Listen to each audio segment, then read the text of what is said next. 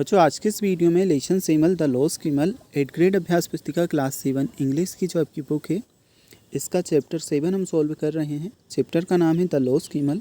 अब इसमें जो भी प्रश्न आपको दिए गए हैं सभी प्रश्नों के उत्तर आपको इस वीडियो में बताए जाएंगे। बच्चों सभी प्रश्नों के छोटे छोटे सही उत्तर आपको इस वीडियो में बताए जाएंगे, तो आपको टोटल प्रश्न को यहाँ से अच्छे से समझ लेना है। सबसे पहला जो क्वेश्चन है इसमें choose the correct option and right हमें दिए गए हैं। क्वेश्चन नंबर 1 में हमसे पूछा है tell the number of question ask by the old man. जो बूढ़ा व्यक्ति था उसने कितने क्वेश्चन पूछे वह हमें बताना है। तो 4, 5, 6 या 7। तो जो बूढ़े व्यक्ति ने 5 क्वेश्चन पूछे थे इसलिए 5 क्वेश्चन आंसर आएगा। ठीक है, ये 5 आप लिखोगे। बीज वर फ्लाइंग अराउंड। बीज जो होती है मधुमक्खी जो होती है वह किसके आसपास उड़ रही हैं। बीट मतलब होता है गेहूँ, हनी मतलब तो आप जानते हैं, हनी मतलब होती है शहद, ग्रास मतलब होता है घास और सैंड। तो बच्चों हनी के आसपास मतलब शहद के आसपास घूम रही है, तो हनी आपका आ जाएगा बी।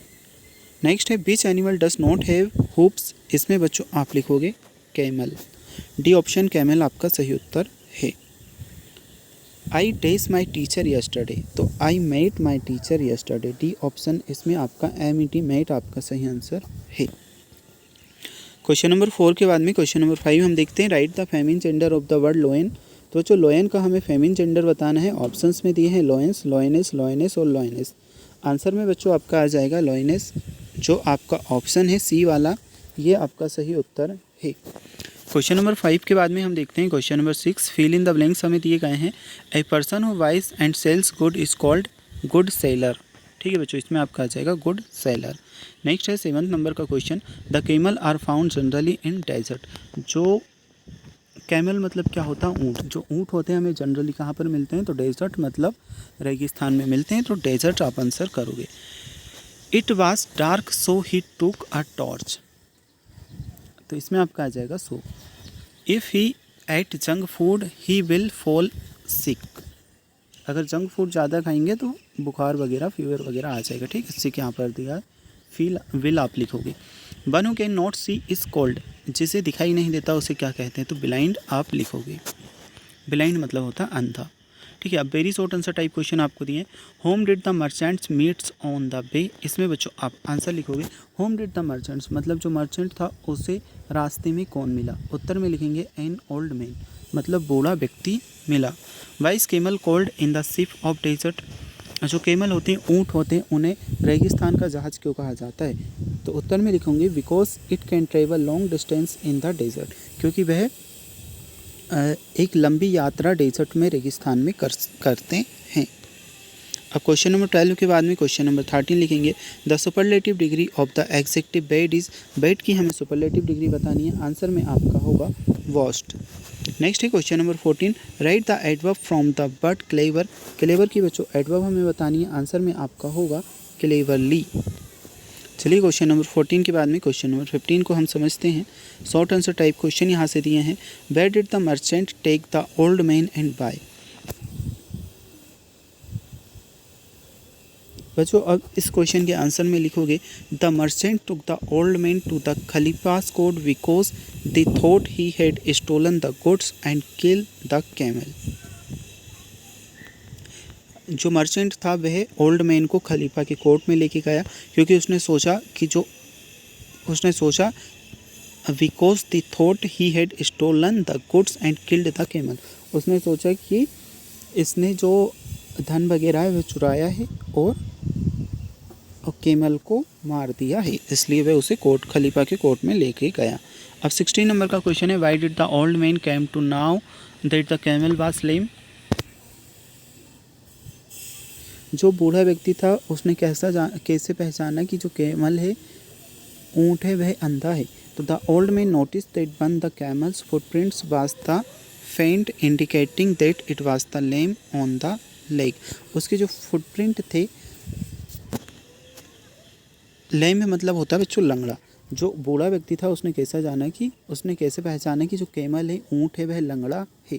तो उत्तर में हमने लिखा the old man notice that one of the camel's footprints was fade indicating that it was lame in one leg, क्योंकि बच्चों उसके जो फुटप्रिंट थे उसके टोटल 4 पैर होते हैं, लेकिन ओनली उन 3 पैरों के क्या दिखाई दे रहे थे, फुटप्रिंट दिखाई दे रहे थे। तो उससे उसे समझ आया कि जो कैमल है वह कैसा है, लंगड़ा है। चलिए इसके बाद क्वेश्चन नंबर 17 समझते हैं। Board judgement was given by the khalifa, by जो खलीफा था उसने क्या न्याय किया और क्यों। उत्तर में लिखोगे the khalifa said that the old man had made use of his eyes to observe things and told the merchant to use their own eyes to find their camel, he sent the merchant away. ठीक है बच्चों, ये आप answer में कर लोगे। चलिए इसके बाद में नेक्स्ट क्वेश्चन समझते हैं। Question number 18, she will have all facilities, इसे हमें सिंपल पास्ट टेंस में चेंज करना है। उत्तर में लिखोगे she had all the facilities. अब क्वेश्चन नंबर 18 के बाद में नेक्स्ट क्वेश्चन नंबर 19, एडवर्टीजमेंट हमें दिया है, advertisement for the charity for the poor. Answer में लिखोगे मैरिन्स बर्ड, नहीं ये तो आपका क्वेश्चन है, क्वेश्चन समझिए। Marine birds dolphin show featuring flapper dolphin show daily 11 AM, 1 PM, 3 PM और 5 PM। 5 अप्रैल से लेकर 30 अप्रैल तक चलेगा। एडमिशन क्या है, अडल्ट के लिए 100 फीस है, बच्चों के लिए ओनली 50 रुपये। अब जो क्वेश्चन दिए इनके आंसर देने हैं। What is the purpose of this show, इस शो का पर्पस क्या है। तो उत्तर लिखोगे to raise funds for the charity for the poor, जो गरीब व्यक्ति होते हैं उनकी चैरिटी के लिए, उनके लिए फंड इकट्ठा करने के लिए ये शो चलाया गया है।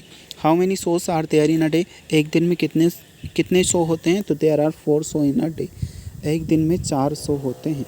अब आपको नेक्स्ट दिया है, इन board way can you help the poor, आप किस तरह से जो गरीब व्यक्ति होते हैं उनकी मदद कर सकते हैं। उत्तर में लिखोगे by attending the show and purchasing tickets, show को अटेंड करके और टिकट्स को परचेस करके जो पुअर व्यक्ति होते हैं उनकी मदद कर सकते हैं। Write the meaning of the word marine, तो उत्तर में लिखोगे related to the sea. Adult should pay 100 rupees for the show, तो adult should not pay then 100 rupees for the show, क्योंकि नेगेटिव में चेंज करना था इसलिए हमने ऐसा लिखा। अब write an application to your headmaster requesting him to take you on a picnic, आपको एक एप्लीकेशन लिखनी है, आपके हेडमास्टर को रिक्वेस्ट करनी है कि आपको पिकनिक पर ले जाए। तो एप्लीकेशन कुछ इस प्रकार से लिखोगे, टू द हेडमास्टर, नीचे स्कूल का नेम आ जाएगा, स्कूल का एड्रेस, सब्जेक्ट में डालोगे request for a picnic trip, respected sir I, अब बच्चों यहाँ पर आपका नाम आ जाएगा योर नेम की जगह, स्टूडेंट ऑफ, यहाँ पर आपकी क्लास डाल दोगे तो 7th क्लास डाल दीजिएगा। Kindly request you to organise a picnic for your class, I would be a great opportunity for us to relax and learn outside the classroom environment, thank you for considering my request, और नीचे डाल दोगे your sincerely और आपका नाम। तो बच्चों ये लेसन आपका कंप्लीट हुआ। अगर आपको और भी इसी तरह के लेसन्स देखने हैं तो लिंक मिल जाएगा डिस्क्रिप्शन बॉक्स में, प्लेलिस्ट का लिंक पर क्लिक करके आप देख सकते हैं।